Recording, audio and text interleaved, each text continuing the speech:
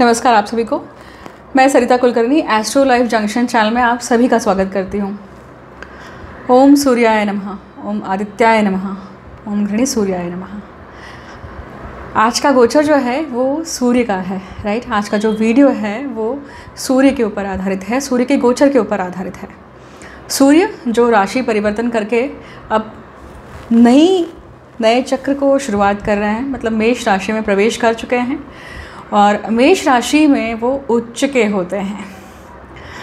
ये जो महीना है ना, ये बहुत इम्पॉर्टेंट है। मतलब मिड अप्रैल से लेकर मिड मई तक का जो समय होता है हर साल, वो बहुत ज़्यादा इम्पॉर्टेंट होता है, क्योंकि सूर्य वापस से एक कोर्स ऑफ एक्शन सेट करते हैं कि अब आने वाला साल या आने वाला चक्र किस प्रकार से रहेगा हर व्यक्ति के लिए। अब यहाँ पे सूर्य जो है वो 3 नक्षत्रों में प्रवास करेंगे। मतलब कौन से? अश्विनी, भरणी, कृतिका। अश्विनी किसका नक्षत्र है? तो केतु का है, परंतु अश्विनी के देवता जो हैं वो अश्विनी कुमार हैं। अश्विनी कुमारों को कहा जाता है कि जो देवताओं के वैद्य है ना, देवताओं के डॉक्टर्स हैं। अब अगर हम भरणी नक्षत्र की बात करें तो सूर्य भरणी नक्षत्र में आते हैं, मतलब अपने पुत्र के नक्षत्र में, मतलब पुत्र अर्थात यम। सूर्य के पुत्र कौन है? यम देवता। यम कर्म जब व्यक्ति करता है तो यम उसे दंड देने के लिए आते हैं, या यम का जो राज्य है या यम का जो कार्यभार है वो क्या है कि न्याय करना। एक जीवन से दूसरे जीवन तक की जो यात्रा है उसमें जो मृत्यु का काम है, मतलब हम जब शरीर का प्रवास छोड़ते हैं और इस शरीर को धारण करते हैं या फिर छोड़ते हैं, तो वो जो प्रवास है वो कहीं ना कहीं मृत्यु के देवता जो हैं वो यम है। और यम कौन है? तो सूर्य की संतान है। सूर्य की वो संतान जिसके ऊपर उन्हें बहुत गुमान है। तीसरा नक्षत्र अश्विनी, भरणी और कृतिका। कृतिका जो नक्षत्र है वो कैसा नक्षत्र है? जिसकी देवता है अग्नि। अब अग्नि जो देवता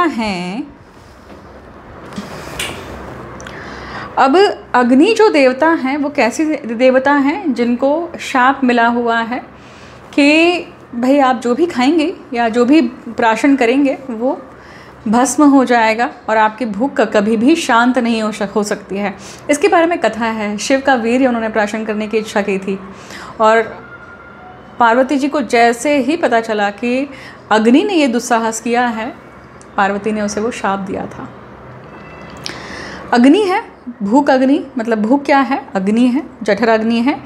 और अग्नि बहुत सारे प्रकार की होती हैं, जैसे दिव्य अग्नि है या अन्नपूर्णा अग्नि है, चिता अग्नि है, शुक्र अग्नि है। ऐसी कई प्रकार की अग्नि प्रज्वलित होती है व्यक्ति के कर्मों में। उसके शरीर के जो सप्त शरीर के जो भाग होते हैं, जैसे सूक्ष्म शरीर है, कारण शरीर है, वासना शरीर है, हर भाग में वो अग्नि की एक डोर होती है या अग्नि का एक लय होता है या अग्नि का एक होरा होता है, तेज होता है। अब देखिए, आज हम इन तीनों नक्षत्रों के प्रभाव को नहीं समझने वाले हैं, परंतु इन तीनों नक्षत्र में सूर्य जो हैं इस 30 दिनों में गोचर करने वाले हैं। मतलब 10-10 दिन इन नक्षत्रों में रहेंगे। तो सबसे पहले जो 10 दिन हैं वो कौन से नक्षत्र में रहेंगे? अश्विनी नक्षत्र में रहेंगे। मतलब पहले 10 दिन जो हैं वो कहीं ना कहीं व्यक्ति को जिस भी प्रकार की रोग पीड़ाएँ चल रही हैं उसके ऊपर काम करने के लिए, उसके ऊपर कहीं ना कहीं इलाज मिले, सॉल्यूशन मिले, इसके ऊपर सूर्य का क्या रहेगा? सूर्य की जो ऊर्जा है वो काम आएगी आपको। वही अगले जो 10 दिन हैं वो कहाँ काम आएंगे? अब जो गलत कर्म करें हैं पिछले गोचर में, जैसे सूर्य अभी पितृदोष में से छूटे हैं, सूर्य अभी शनि के साथ में विरोध योग जो है वो बनाए हुए थे। अब यहाँ पे ग्रहण दोष भी था जब वो मीन राशि में थे, वहाँ से सब कुछ छूट कर जब सूर्य जो हैं वो अपने उच्च राशि में प्रवेश किए हैं, तो वो 10 दिन जब वो यम के नक्षत्र में रहेंगे, मतलब भरणी नक्षत्र में रहेंगे, तो जो गलत कर्म व्यक्ति ने किया है उस गलत कर्म का उस व्यक्ति को दंड भोगना पड़ेगा मृत्यु स्वरूप। मृत्यु हो जाएगी इसकी बात नहीं कर रही हूँ, मृत्यु तुल्य कष्ट मिल सकता है, मृत्यु के समान चीज़ें हो सकती हैं। और सूर्य जब भरणी नक्षत्र में होते हैं तो उसके पास में रेज होता है, मतलब उसने गलत कर्म किया है, उस गलत कर्म का दंड मिलता है, ठीक है, जिसको हम कहते हैं यम कर्म। अब वही अगर हम तीसरे नक्षत्र की बात करें, तीसरा नक्षत्र कौन सा है, तो यहाँ पे कृतिका नक्षत्र। मतलब सूर्य जब कृतिका नक्षत्र में, मतलब अंतिम 10 दिन में जब प्रवेश करेंगे तो क्या होगा। अब 10 दिन में ये होगा कि जब व्यक्ति जो है जिस भी प्रकार की अग्नि से पीड़ित है, कौन सी अग्नि से पीड़ित है, लक्ष्मी की भूख है, कौन सी अग्नि है, शरीर के ऊपर की, ऐसा कहा जाता है पेट के नीचे की भूख और पेट के ऊपर की भूख, मतलब नाभि के ऊपर की भूख और नाभि के नीचे की भूख। जब तक व्यक्ति की नाभि के ऊपर की भूख शांत नहीं होती है तब तक व्यक्ति नाभि के नीचे की भूख की तरफ नहीं जाता है, और जब वो जाता है तब उसके ऊपर की भूख शांत हो चुकी है, तभी वो वहाँ जा रहा है।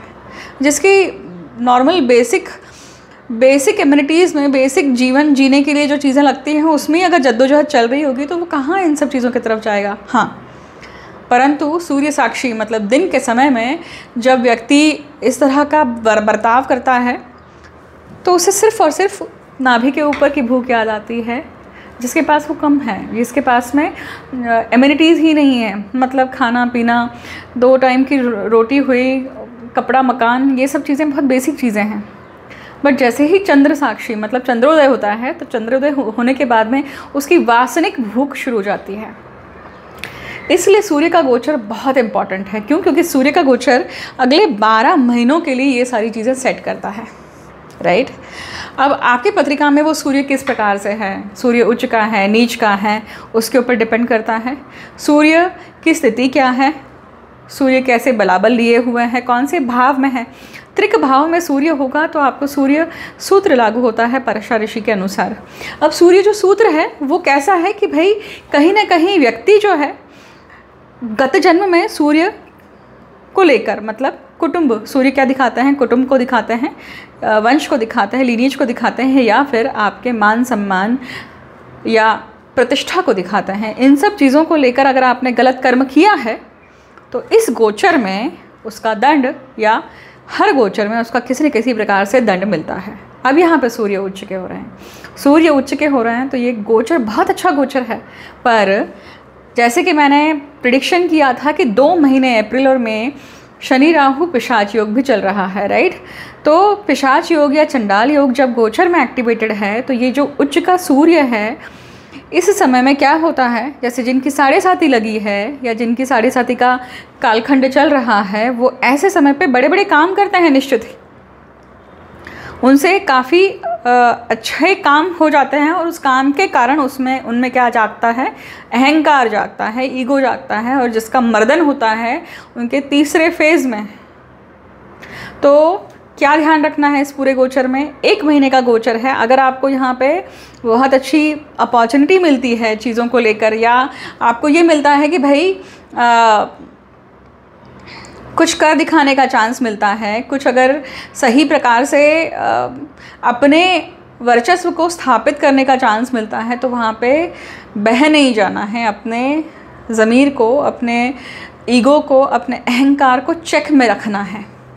ये अगर आपने कर लिया इस पूरे 1 महीने में, तो फिर 7.5, या फिर अगर वो सूर्य ठीक नहीं है तो शनि जब एक इंटरेक्शन करेंगे आगे आने वाले समय में इन सभी ग्रहों से, मतलब जो शुक्र, बुध, मंगल, राहु, तब आपको यहाँ पे फटके नहीं लगते हैं, क्या लगता है आपको, अच्छा उसका परिणाम मिलता है। अब देखते हैं कि सबसे ज़्यादा किसके ऊपर इम्पैक्ट होगा। तो सबसे ज़्यादा इम्पैक्ट होगा, सूर्य की राशि किसकी है, तो सिंह राशि है। तो सिंह लग्न के जो जातक हैं या सिंह राशि के जो जातक हैं जिनका चंद्र सिंह राशि में है, उनके लिए परिणाम होगा। जिनके सूर्य के नक्षत्र हैं, कौन से हुए, तो उत्तर फाल्गुनी, उत्तराषाढ़ा, राइट, और कृतिका नक्षत्र, क्योंकि सूर्य का ही नक्षत्र है इसलिए इनके ऊपर परिणाम होगा। मतलब अगर ये तीनों नक्षत्र आपके जन्म नक्षत्र, लग्न नक्षत्र, या फिर इसी नक्षत्र में अगर आपके आत्मकारक ग्रह या अमात्यकारक ग्रह हैं तो आपको परिणाम काफ़ी होगा इसका, राइट। उसके बाद में अब जिनकी सूर्य की दशा, महादशा, अंतर्दशा चल रही है उनके लिए भी परिणाम कारक ज़्यादा होगा, उनके लिए ज़्यादा इवेंट उनको मिलेंगे, राइट। जिनका सिंह लग्न है इसके ऊपर मैं ऑलरेडी बात कर चुकी हूँ, राइट। अब आगे बढ़ते हैं और देखते हैं प्रत्येक लग्न राशि या जन्म राशि के लिए किस प्रकार से परिणाम रहेगा, राइट। मेष लग्न या फिर मेष राशि आपकी है तो सूर्य का गोचर आपके लिए किस प्रकार से रहेगा। लग्न में ही सूर्य है, इसका अर्थ है कि आपके लिए बहुत अच्छा टाइम पीरियड है ये फाइट करने का, अपना वर्चस्व दिखाने का। परंतु सिर्फ एक ही चीज़ याद रखनी है आपको। क्या याद रखनी है आपको? ये याद रखना है कि किसी भी प्रकार से बहना नहीं है अपने ईगो में। जब आपके पास में सत्ता आ जाती है, आप कोई भी प्रकार की शस्त्र या पावर आपके हाथ में आता है, मतलब आपको अगर किसी प्रकार की छूट दी जाती है, लिबर्टी दी जाती है, तो उस लिबर्टी का दुरुपयोग नहीं करना है, इसका आपको याद रखना है। और इसी के साथ साथ कहीं भी ईगो को लेकर चीज़ें नहीं करनी हैं। क्यों? क्योंकि आप याद रखिएगा आपके चौथे भाव में मंगल नीच के हैं। ऐसा अगर आप करते हैं, अहंकार से अगर आप काम करते हैं, तो क्या होगा? आप ही का सुख जाने वाला है, ठीक है। अगर हम वृषभ लग्न की बात करें तो क्या होगा? वृषभ लग्न के लिए आपको ये याद रखना पड़ेगा कि भाई ये जो सूर्य है ये व्यय भाव में उच्च के हो रहे हैं। मतलब ये टाइम पीरियड क्या है? ये टाइम पीरियड है कि अगर आपने ध्यान नहीं दिया है, सही तरीके से सोचा नहीं है अपने इन्वेस्टमेंट को लेकर, तो ये बहुत अच्छा समय है कि चीज़ों को, आपके पैसों को आप कहाँ निवेश करें। गवर्नमेंट सेक्टर में आप निवेश कर सकते हैं। आप अपनी पैतृक ज़मीन या पितृ से संबंधित कोई भी कर्म अगर बचा हुआ है तो उसे पूरा करिए। अपने घर में जो पैतृक संपत्ति है उसके लिए अगर कहीं कुछ पैसे लगाने की ज़रूरत पड़ रही है, वहाँ पे लगाएं। एक दूसरा आपके लिए क्या ये संभावना लेकर आता है कि देखिए सूर्य के व्यय भाव में ये सारे ग्रह हैं और सूर्य अभी व्यय भाव में आपके लिए है, मतलब सूर्य मरण कारक स्थान में है। तो ये सूर्य मरण कारक स्थान में, और ये सूर्य कौन है आपके लिए? चतुर्थ भाव के स्वामी है और आपके पराक्रम में मंगल है। मतलब क्या है? आपका पराक्रम, आपके सूर्य मतलब आपका ईगो हुआ, आपका खुद का अस्तित्व हुआ, आपका कुटुंब हुआ। इसको लेकर आपको ऐसी कोई भी गलती नहीं करनी है। आपको कोई भी ऐसा पराक्रम नहीं दिखाना है जिसके कारण वापस से आपके घर वाले आपसे नाराज़ हो जाएं, आपके सिबलिंग्स आपसे नाराज़ हो जाएं, उससे आपका सुख चैन चला जाए। इसके लिए आपको बहुत ध्यानपूर्वक कोई भी डिसीजन मेकिंग करनी है। एक अब देखिए मंगल यहाँ पे चौथे भाव में, सूर्य से चौथे भाव में है ना। मैंने आपको क्या कहा कि भाई सूर्य जो है वो बुद्धि है, ईगो है, यहाँ पर इंटेलिजेंस भी दिखा रहा है, और सूर्य आपके चतुर्थ भाव के स्वामी हैं। इसलिए आपको खास करके क्या करना है? ध्यान देकर चलना है कि धन और कुटुंब, इससे ही संबंधित कोई गलत पराक्रम होने की संभावना है। ऐसा कोई पराक्रम नहीं करना है। अब बात करते हैं मिथुन लग्न के लिए। तो मिथुन लग्न के लिए गोचर कहाँ हो रहा है? मिथुन लग्न के लिए देखिए गोचर हो रहा है उनके लाभ भाव में। लाभ भाव में जब सूर्य आते हैं और उच्च के होकर आते हैं, और अगर ऐसे समय पे कोई व्यक्ति बीमार है या अपने घर में, अपने ऑफिस में या अपने करियर में कहीं कुछ प्रमोशन का वेट कर रहा है, या कोई पॉलिटिक्स चल रही है, कोई ऐसी घटनाक्रम चल रही है जहाँ पे वो फंसा हुआ भी होगा, तो कोई ऐसा व्यक्ति आएगा आपको मदद करने के लिए जो बड़े पद पे होगा, और वो आपको मदद करेगा, आपको उस दलदल में से निकालेगा और बाहर लेकर आएगा। अगर आपकी चार्ट में प्रॉमिसेस है तो, मतलब आपके पुण्य अगर हैं, तो वो व्यक्ति ऐसा होगा जो अपने फील्ड में, उसकी फील्ड में वो महारथी है। अगर वही मान लीजिए अगर कोई व्यक्ति बीमार है तो क्या होगा?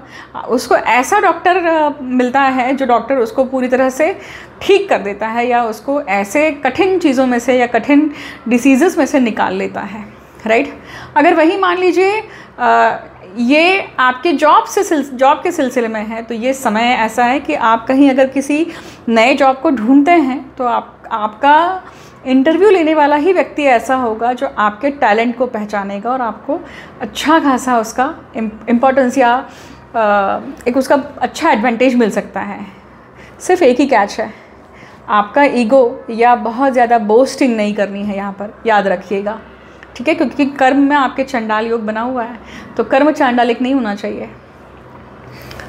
अब बात करते हैं कर्क लग्न के लिए।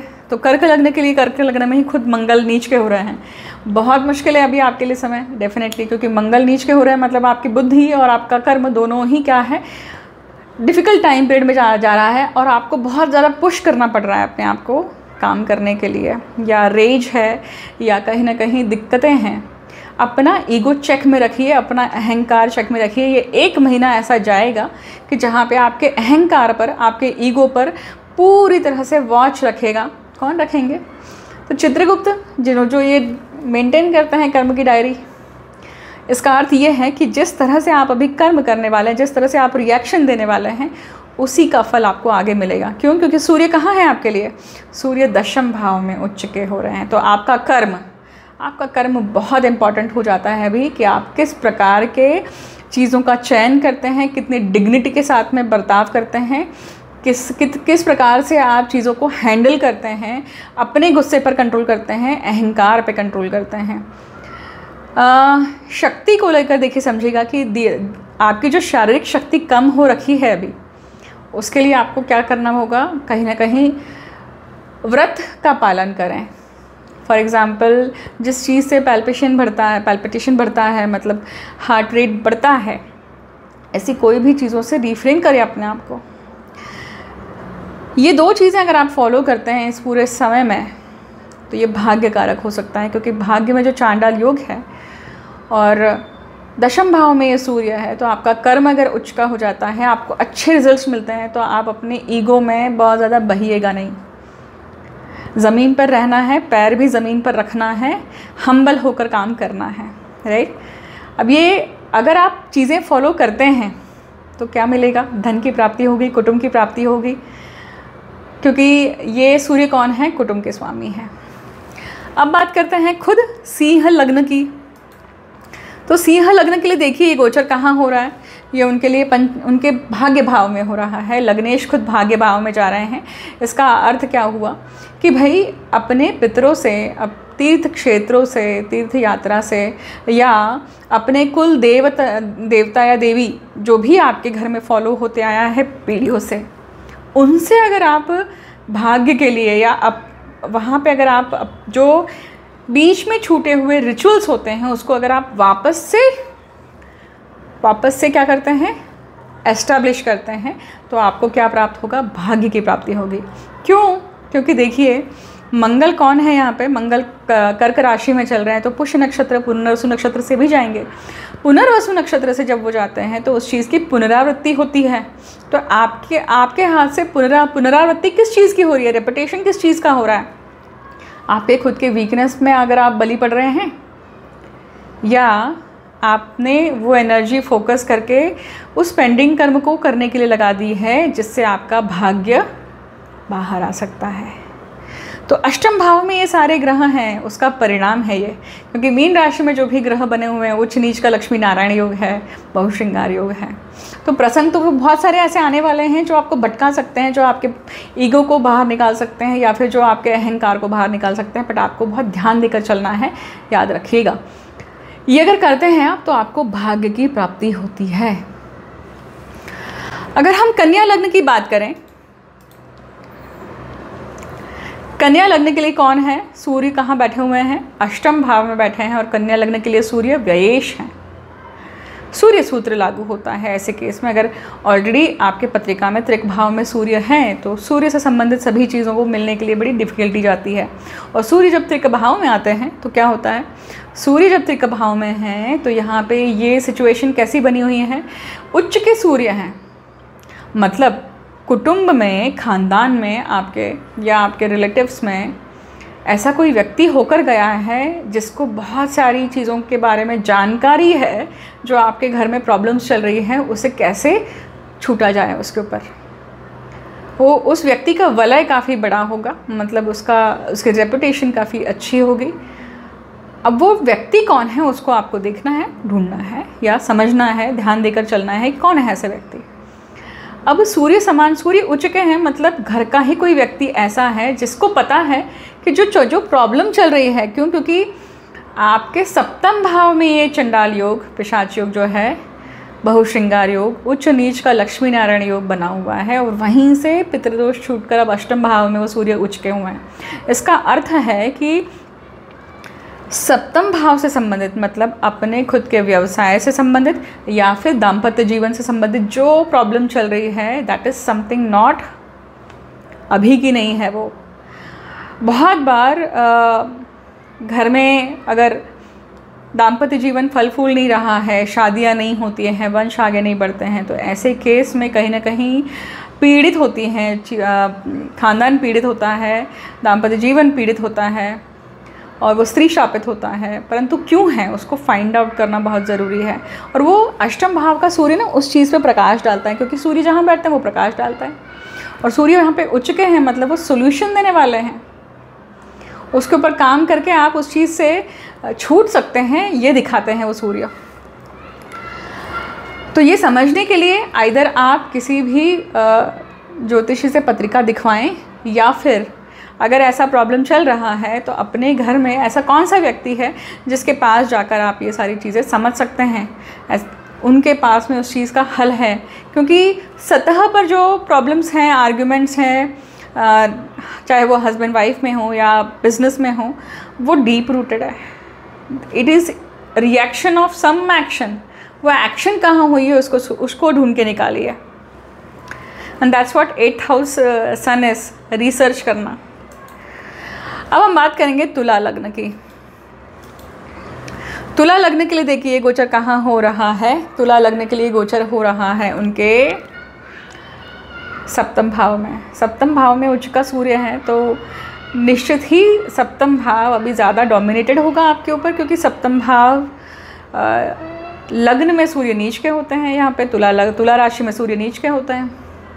इसका अर्थ है कि आपके स्पाउस या आपके बिजनेस पार्टनर आपको जो भी अभी चीज़ें बता रहे हैं या जो आपसे करवाना चाह रहे हैं, उनका ईगो अभी हाई है, वो अभी हायर पोजीशन पे हैं, उनका पलड़ा भारी है डेफिनेटली, और आपका पलड़ा कम है। क्यों? क्योंकि षष्ठ भाव में चंडाल योग, पिशाच योग, पेंडिंग कर्मा के भाव में इतने सारे योग बने हुए हैं जो कि देना बोलते हैं कि भाई अभी देना लगता है, तो देकर छुट्टी करिए, ख़त्म करिए मामला को। और ये समय ऐसा भी है कि कहीं ना कहीं रोग से अगर आप जूझ रहे थे तो उन सब चीज़ों में से निकलने के लिए आपने पीछे ले लिया है स्टेप, या जो आपने रिस्पॉन्सिबिलिटी अभी तक आप निभा रहे थे, आपके पास में जो पावर थी या जो कर रहे थे, हेल्थ के इशू कहिए या घर में हॉस्पिटलाइजेशन के इशू कहिए, किसी न किसी प्रकार की रिस्पॉन्सिबिलिटी के कारण वो चीज़ आपसे छूट रही है। और इसका फ़ायदा कौन उठाता है? सामने वाला व्यक्ति, मतलब वो स्पाउस हो सकता है या फिर आपका पार्टनर हो सकता है, बिजनेस पार्टनर, और वो इस प्रकार से घटनाक्रम हो सकती है। करना क्या है आपको याद रखिए कि ये समय कोई चिरकाल तक नहीं टिकने वाला है, टेम्पररी है, गोचर है। 15 दिन, 20 दिन, 25 दिन ये सारी चीज़ें चलेंगी, 1 महीना चलेंगी, उसके बाद में वापस से आप नॉर्मली रिज्यूम हो सकते हैं। हाँ, उतने पीरियड में आपको क्या करना है?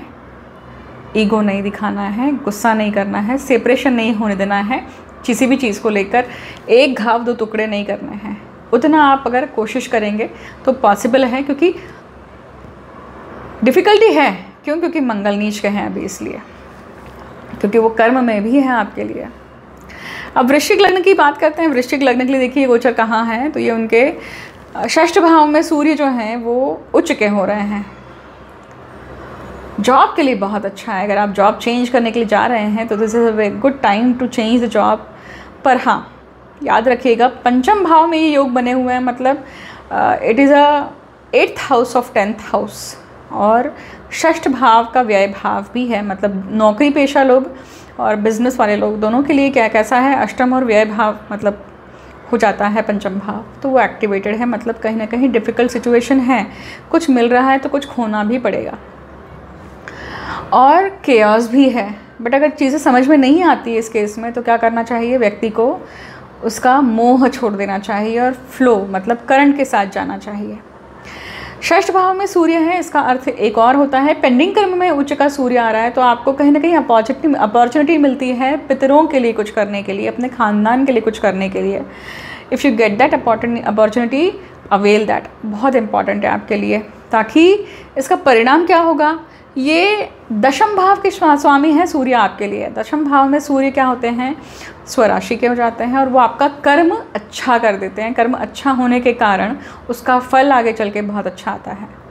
कोशिश करिए कि यहाँ पे ईगो ना मिले, ईगो ना आए आप में। और दूसरी आपको कोशिश क्या करनी है कि यहाँ पे तारीफ़ सुनने के लिए नहीं जाना है। तारीफ़ सुनने के लिए या उस चीज़ के लिए ललायत नहीं रहना है। हर किसी को अच्छी लगती तारीफ़, पर फिर भी अपनी इस क्वालिटी पे आपको कंट्रोल करना होगा। अब धनु लग्न की बात करते हैं। धनु लग्न के लिए देखिए गोचर कहाँ हो रहा है, पंचम भाव में हो रहा है। इस समय पे अगर जो संतान जन्म लेती है उसके पास उच्च का सूर्य आता है और वही चौथे भाव में पिशाच युग आता है, परंतु वो सर्प योनि या नाग योनि से आता है। क्योंकि राहु और शनि चौथे भाव में है, तो पराशर ऋषि कहते हैं कि भाई ये व्यक्ति या ये जातक कभी न कभी सर्प लोक से, नाग लोक से रहा है। पर ये दोनों जब साथ में है, इसका अर्थ है कि दंश करने वाला नाग पिशाच चांडाल है। अब वहाँ पे लक्ष्मी नारायण योग भी है। मतलब क्या है कि भाई इस समय पे ऐसा घर में कोई मसला चल रहा है जो समृद्धि से संबंधित है, प्रॉपर्टी से संबंधित है, किसी न किसी आपके खुद के हैप्पीनेस से संबंधित है, आपके खुद के बिजनेस से संबंधित भी हो सकता है और उसके कारण कहीं ना कहीं दिक्कतें चल रही हैं। परंतु ये उच्च का सूर्य जो है ये प्रकाश डालेगा बुद्धि में ये सूर्य है। इसका अर्थ है कि कोई ना कोई ऐसा व्यक्ति आपको मदद करेगा जो व्यक्ति आपको इन सब प्रॉब्लम में से निकाल सकता है। पर याद रखिएगा अष्टम भाव में मंगल नीच के होते हैं यहाँ पे, तो शॉर्टकट मेथड पे मत जाइएगा। डेस्परेट होकर गलत निर्णय नहीं लेना है, गलत मार्ग नहीं अपनाना है, उसके ऊपर बहुत ध्यान देकर चलिएगा। क्योंकि सूर्य कहाँ है, धर्म त्रिकोण में है आपके लिए और मोक्ष त्रिकोण में वो मंगल है नीच के होकर अष्टम भाव में, गूढ़ विद्या तंत्र मंत्र विद्या के भाव में और गुप्त बुद्धि के भाव में है। तो ये अगर आप अपना वीकनेस टोन डाउन करते हैं, मतलब इस चीज़ को अगर आप कंट्रोल करते हैं तो बहुत अच्छा रिजल्ट मिल सकता है। हालांकि गुरु जब षष्ठ भाव में होते हैं तो यहाँ पे इन जातकों के लिए क्या होगा, कहीं ना कहीं डिसीज़ेस का उद्भव होना ज़रूर हो जाता है। क्योंकि त्रिक भाव के गुरु रोग देते ही देते हैं। देखिए अगर वो चीज़ एक्टिवेट हो गई है, इसका अर्थ है कि अभी पूरी एनर्जी वहाँ जाने वाली है। मैं आपको शुभकामनाएं देती हूँ कि आप अगर ऐसी स्थिति चल रही है तो आप जितना हो सकता है महामृत्युंजय का जाप करें। गुरु अगर है आपके ही षष्ठ भाव में तो गुरु से संबंधित जाप करें, गुरु चरित्र का पारायण करें, जो गुरु चरित्र पढ़ें, इससे आपको काफ़ी फल मिलेगा, अच्छा फल मिलेगा। मकर लग्न की बात करते हैं। मकर लग्न के लिए देखिए गोचर कहाँ हो रहा है, तो ये हो रहा है उनके चतुर्थ भाव में। चतुर्थ भाव में उच्च का सूर्य आता है। इसका अर्थ है कि भाई घर में अपना खुद का वलय बहुत अच्छा हो सकता है, घर में मान सम्मान बढ़ सकता है, घर में रिस्पेक्ट बढ़ सकती है। ऐसा आपने कुछ करा है जिसके कारण आपको घर के लोग काफ़ी आपके ऊपर प्राउड फील करते हैं, आपको क्रेडिट देने के लिए जाते हैं। पर पराक्रम में चंडाल योग, पिशाच योग हैं, उच्च नीच का लक्ष्मी नारायण और बहुश्रृंगार है। तो कोशिश करिएगा कि ऐसा बर्ताव नहीं करें आप कि जिसके कारण अपनी ही रेपुटेशन अपने ही हाथ से ख़राब करें। क्योंकि सप्तम भाव में मंगल है। सप्तम भाव का मंगल यहाँ पे क्या कहता है या क्या करता है, या आप किस प्रकार से लोगों के साथ में बर्ताव कर रहे हैं, तो वो गुस्सा है, रेज है, अहंकार है। तो अपने ही वाणी या अपने ही बोलने के कारण, अपने ही बर्ताव के कारण आपको जो मिला हुआ रेपुटेशन है, स्टेटस है, वो आप खो सकते हैं। उसकी आपको एक असुरक्षा फील होगी।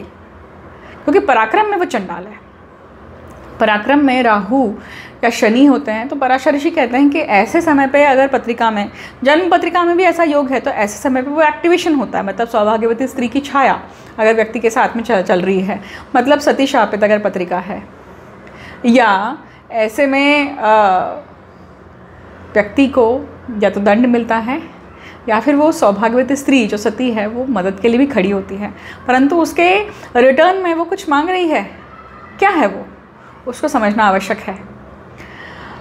कुछ चीज़ें ऐसी होती हैं जो हमें समझ नहीं आती, परंतु वो एग्जिस्ट कर रही है, बट हम फादम नहीं कर पाते हैं, राइट। अगर ऐसा हो रहा है तो आपको एक्सपर्ट को दिखाना चाहिए पत्रिका और समझनी चाहिए चीज़ें क्या है।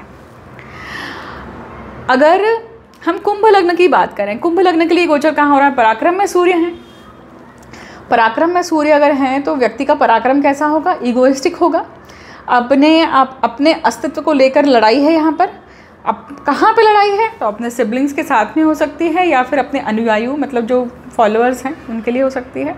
ये इंटरनेट पे चल सकती है चीज़ें कि भाई आपका सोशल मीडिया अकाउंट है और you are fighting on that, you are doing something which is going to protect your identity, या आप उसके लिए लड़ रहे हैं। इस तरह की सिचुएशन हो सकती है। तो ये सूर्य कौन है पत्रिका में? तो ये सूर्य सप्तमेश हैं। अब दाम्पत्य जीवन में भी कहीं ना कहीं अगर प्रॉब्लम है तो ये टाइम पीरियड में आपको क्या करना है? ध्यान देना है। अपने ईगो के कारण, अपने खुद के अहंकार के कारण अपने दाम्पत्य जीवन का भाग्य खराब नहीं करना है। कुटुंब में ये चंडाल और पिशाच योग है और सूर्य यहाँ से निकल चुके हैं, पर फिर भी ये क्या दिखाता है कि पराक्रम में आने के बाद में सूर्य बता रहे हैं कि अब कुटुंब से संबंधित जो चीज़ों को करना बाकी है वो करो, उस पेंडिंग कर्म को भी पूर्ण करो, ताकि खानदान के लिए आपका क्या होता है, जो देना लगता है वो निकल जाता है। क्योंकि शनि यहाँ पे द्वितीय भाव में है और शनि द्वितीय भाव में आ गए हैं, मतलब यहाँ पे कुंभ लग्न के जातकों के लिए सबसे सीधी बात हो जाती है कि भाई आपको क्या करना है। तो जो आपके ऊपर जो अचानक रिस्पॉन्सिबिलिटीज़ आएंगी वो आपको निभानी पड़ेंगी अब 2.5 साल तक, और ये शुरुआत है। 1 महीने में वो चीज़ें दिख जाएंगी कि क्या शुरुआत हो रही है, कौन सी रिस्पॉन्सिबिलिटी आने वाली है, राइट। अंतिम लग्न की बात करते हैं, मीन लग्न। तो मीन लग्न के लिए देखिए गोचर कहाँ हो रहा है? तो ये मीन लग्न के लिए गोचर हो रहा है आपके द्वितीय भाव में। द्वितीय भाव में ही, द्वितीय भाव धन का है, वाणी का है, कुटुंब का है, और कुटुंब के स्वामी जो होते हैं मतलब सूर्य जो घर का मुखिया होता है, वही सूर्य वहाँ पे दूसरे भाव में है। ये कौन से भाव का स्वामी है? तो ये षष्ठ पेंडिंग कर्म के भाव का स्वामी है जो कुटुंब में आया है। पेंडिंग कर्म पूर्ण करते हैं, जो आपके सामने आया है उसको पूर्ण करते हैं तो धन का लाभ होगा। आँखों की प्रॉब्लम थी तो वो आँखों की प्रॉब्लम कंट्रोल में आ जाती है ऐसे समय पे। अब ये सूर्य है यहाँ पे, तो वो सूर्य क्या दिखाते हैं कि भाई लग्न में इतने सारे जो ग्रह हैं, मतलब व्यक्ति पूरा मीन राशि के जो लोग हैं वो काफ़ी प्रताड़ित हैं अभी इस समय पे, या बहुत ज़्यादा केओस भी है। जो सेल थ्रू करना उनके लिए फ़र्क पड़ जाता है। यहाँ पे स्लाइट डिफरेंस होता है। ये सूर्य दूसरे भाव में है ना, तो ये अभी पितृदोष इन सब चीज़ों से निकले हैं। अगर आपने वो पितृदोष का निवारण, पितरों के लिए तर्पण करना, मतलब इन सिंपल वर्ड्स, अगर आपने सॉरी बोला है पितरों को, वो सॉरी पहुंचना चाहिए उनके पास में, वैसा कर्म अगर आपने किया है तो सूर्य जब उच्च के हो रहा है तो वो आपको धन की प्राप्ति होगी, या मतलब आशीर्वाद देने वाला है। बट अगर आपने नहीं किया है तो आपको अभी करना चाहिए। That's what that sun reflects, right. अब ये सूर्य जो हैं, एक चीज़ याद रखिएगा, बहुत बार हम सेल्फ सेंटर्ड हो जाते हैं। सेल्फ सेंटर्ड होकर विचार नहीं करना है, ईगो में आके विचार नहीं करना है। यहाँ पे अपने कुटुंब के लिए, अपने घर वालों के लिए भी सोचना ज़रूरी है। जब व्यक्ति नहीं सोचता है तो पितरों से उसे दिक्कत होती है। वो इसलिए होती है अगर उसके गत जन्म के चक्र या गत जन्म के कर्म भी उसी प्रकार से खराब होंगे। तो ये सभी के लिए एक समान नहीं है, याद रखिएगा। तो अब हम यहाँ पे 12 लग्न राशियों का प्रवास कंप्लीट करते हैं, राइट। आप सूर्य के गोचर में सूर्य को अच्छा रखने के लिए या सूर्य के लिए क्या उपाय कर सकते हैं? तो सूर्य को आप अर्घ्य दे सकते हैं। सुबह सुबह सनराइज़ पे आप सूर्य को अर्घ्य दे सकते हैं और गायत्री मंत्र का जाप कर सकते हैं। आपके सूर्य को और बलवान करने के लिए सूर्य गायत्री का जाप कर सकते हैं। उसी के साथ साथ घर में जो भी पिता तुल्य लोग हैं या फिर आपके पिताजी हैं, उनका सम्मान करें, उनके चरण स्पर्श करके जाएं, रोज़ उनसे आशीर्वाद दीजिए जब आप बाहर जा रहे हैं, किसी इंपॉर्टेंट काम के लिए भी जा रहे हैं। तो उसी के साथ साथ सूर्य जो हैं वो कुल को भी दिखाते हैं, कुल देव को भी दिखाते हैं। इसका अर्थ है कि इस समय पे अपने कुल देवत या कुल देवी को जाकर दर्शन करना चाहिए।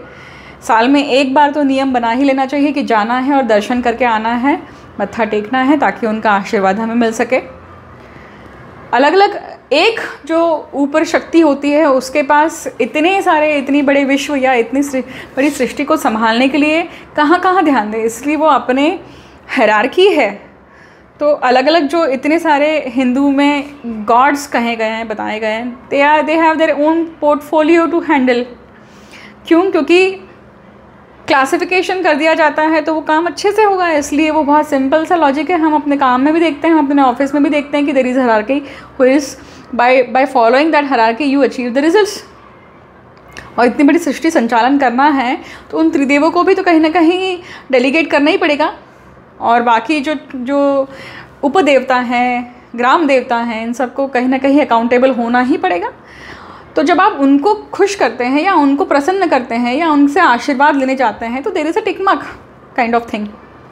और सूर्य के गोचर में हमें जब ये टिक मार्क मिलता है तो ब्लेसिंग मिलती है, जिससे हमारा भाग्य उज्ज्वल होता है, राइट।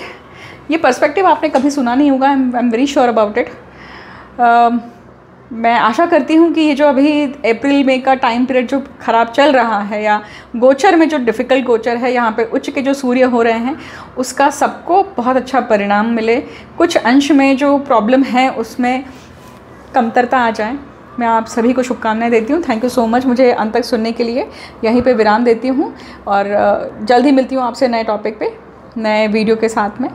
हर हर महादेव, जय माँ कामाख्या, ओम सूर्याय नमः।